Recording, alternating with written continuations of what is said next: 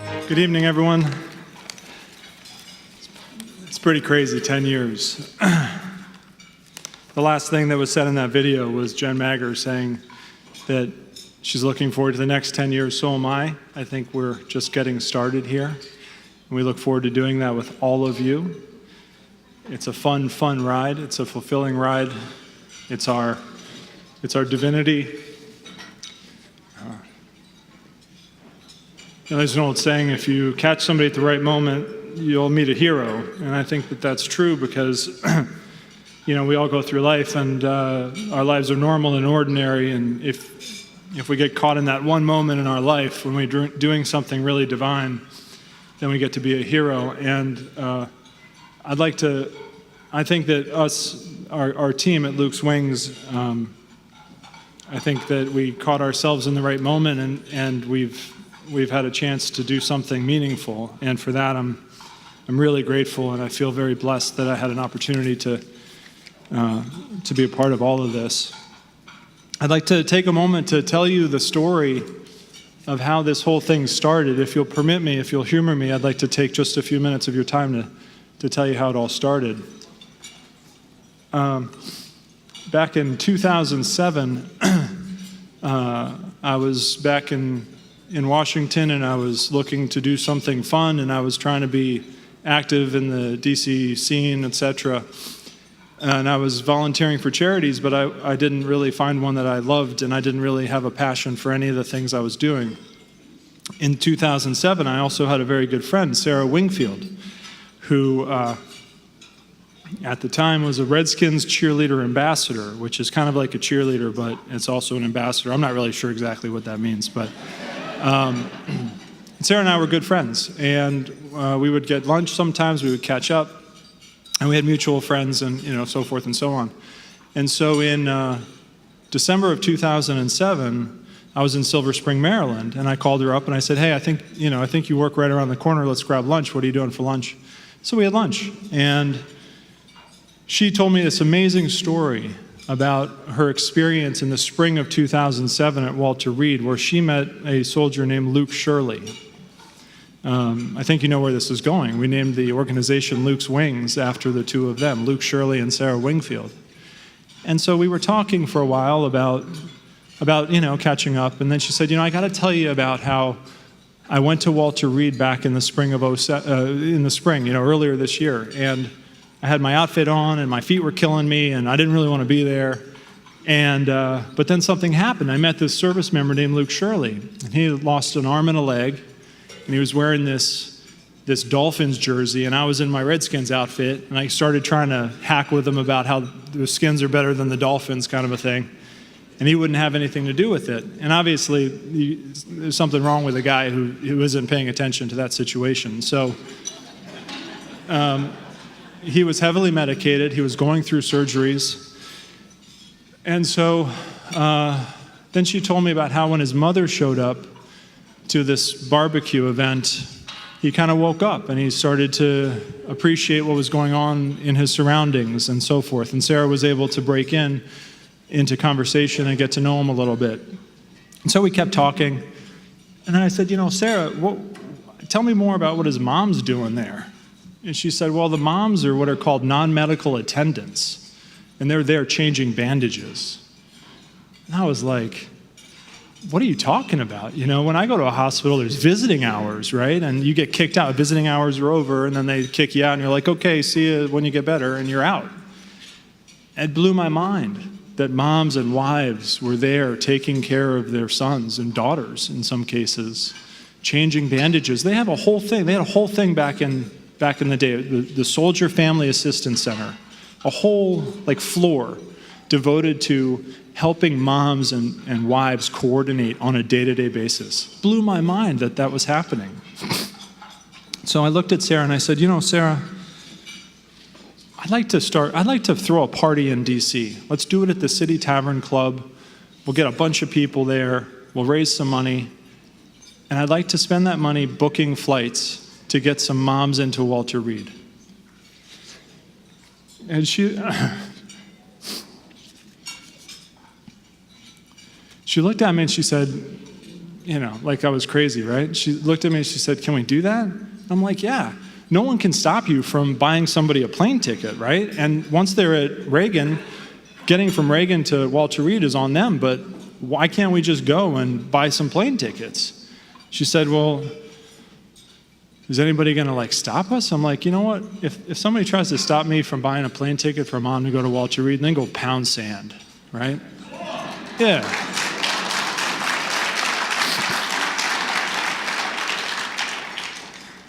I don't know if I used the word sand per se. I might have used a different word. But for the purpose of this discussion, there was a lot of sand involved in that comment.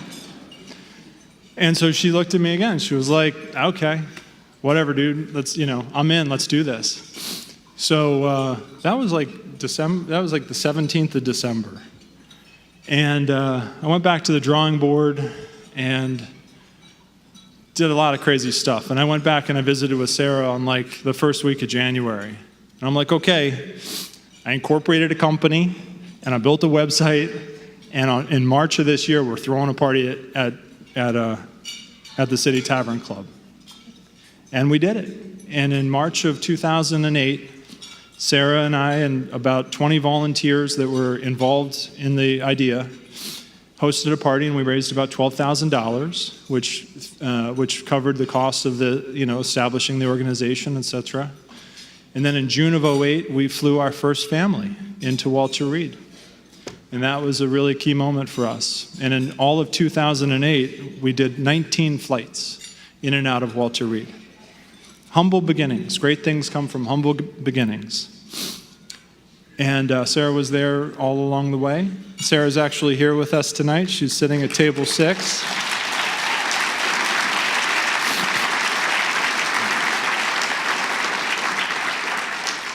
We did 19 flights in 2008, and we raised about 30 grand. I mean, we were doing, in the 10 years, we've done 90 events. Think about that. That's in 120 months, we've done 90 events. And back in the early days, it was like shaking cans outside of bars. And I remember, it was like 2 times a week, because nowadays we only do 4 events a year. So we were doing an event a week, and we were out there shaking cans, raising enough money for a flight, and then going back the next day and paying off the credit card. I remember one time we were down at a bar in DuPont Circle on St. Patrick's Day, and we had a big-ass can, a very large can. And it said $10. And then in very fine print, it said suggested donation.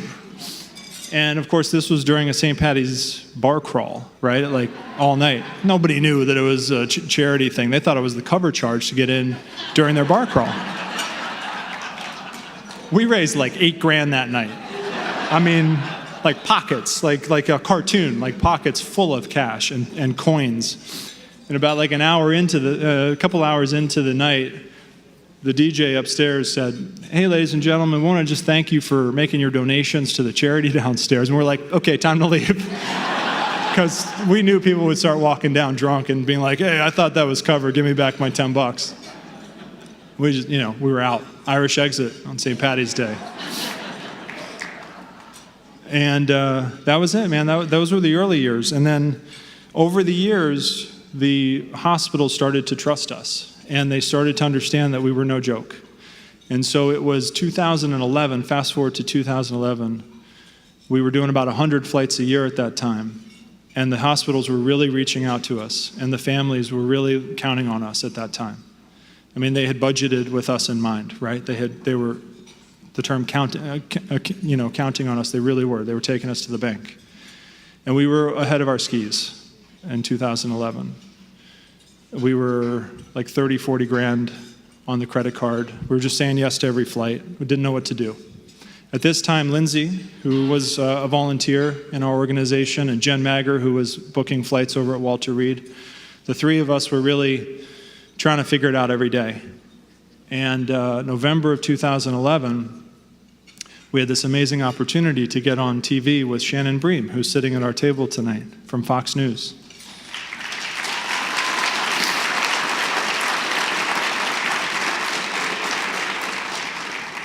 Now, keep in mind that when you're putting money on an Amex doesn't let you just carry the balance. You've got to pay it off every month, right? So sometime into that month, I had like 30 grand on this Amex, and I got some dude calling me from gosh knows where. Hey, this is, Ted from Texas. It's like, dude, you're not Ted from Texas. You're like, I don't know where you're calling me from, but it's like halfway around the world, right? And I get it. You want your money, okay? You're calling me from Amex, no problem. Well, Lindsay and I went over to the studio at Fox, and we met with Shannon, and she put us on the news. And we didn't know what to think of it, I mean, you can raise $1, you can raise $1 million, who knows, right? We walk out of the studio. This was, again, November of 2011. And my phone starts to beep, and it was donations coming in, on our website. And it was alerting me of these donations, beep, beep, beep, beep, beep. It was amazing. It was like Christmas, so, it came early. And I swear to God, this happened. This Ted from Texas, right, calls me, and he's like, hey, Mr. Gill. And I'm like, listen, let me explain to you what's going on, okay? I owe you like 30 grand. I get it. I swear to you, I just walked out of a news studio where I was on national television, and we raised the money. And I swear to God, just give me like 48 hours, the money will process, and I'll get you your money. And that really happened. And then a month later, we were on with Chris Wallace, and we raised almost $1 million, which was amazing. And that was the moment in time when Lindsay, who was already a full-time person, thanks to a grant that we were given from the state of Texas, we hired Jen. And the rest is history. That's really the short story of Luke's Wings, and how we started, and how we survived, and how we finally made it.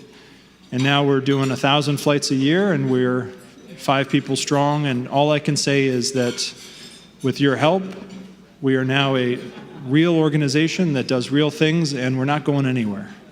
And I thank you so much for that.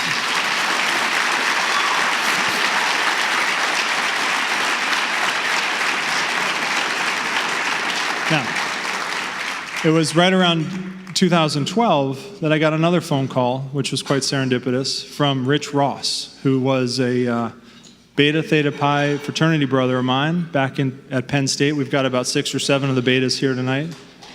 There they are. They're around here somewhere. Surprised you guys aren't at the bar already. Thank you for staying for dinner. Appreciate you. And so Rich called, and he said, listen, I talked to my dad, and I think what you're doing is really cool, man. I'd like to give you some money.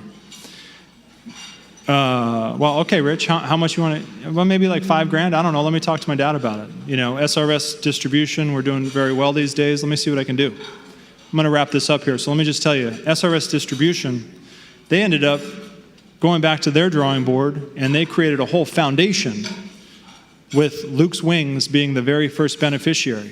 And since 2012 to today, SRS distribution and the SRS Foundation have given Luke's Wings like $700,000. Yeah.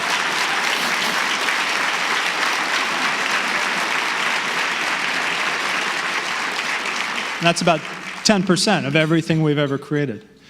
So, with that said, I would like to introduce you to Rich Ross, who is also with us here tonight. I would have brought up Sarah, but she has never come up on stage, and she wouldn't, but please find her tonight. And also, let me introduce Rich Ross, who is, and I want to say thank you to all of our donors and all the people who contribute, but I do have the distinct honor of introducing Rich Ross tonight. He's somewhere around here. He might also be at the bar with the other betas. I don't know. That's fine. Thank you so much.